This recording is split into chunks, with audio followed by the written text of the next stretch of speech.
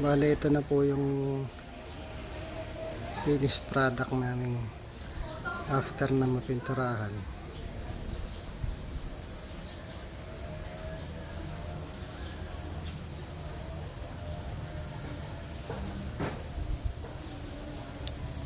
Ayan.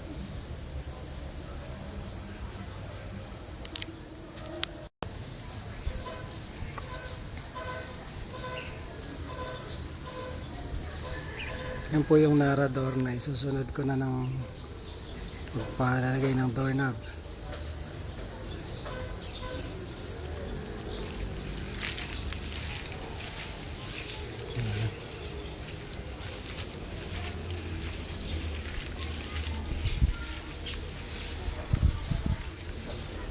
Ito yung pathway na gagawin natin. So, ang mga grills po ay pinturado na ng black. Ang bakod na lang wala pang pintura.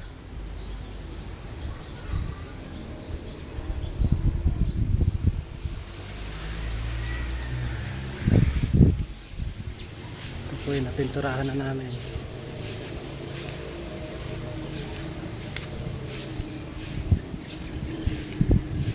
Ito rin nga po pala yung bago kong biling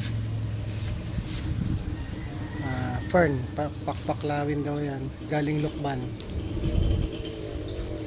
Pansamantala lang po yan at hindi pa naayaan na yung landscape, naaayos ng ma-alien design.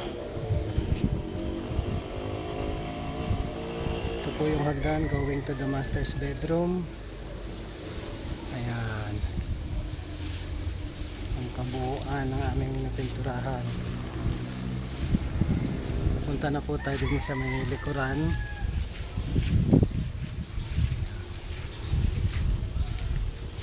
Ayan. Nakadalawang balde lang po ako dyan. Talagang pinagkaigi na. Walang isinayang, walang tinapon. Ito po yung kangin ng door na ating pinag-uusapan.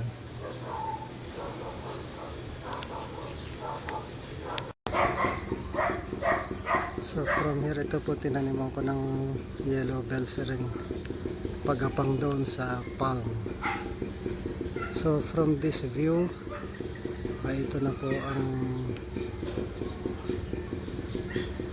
itsura ng bahay.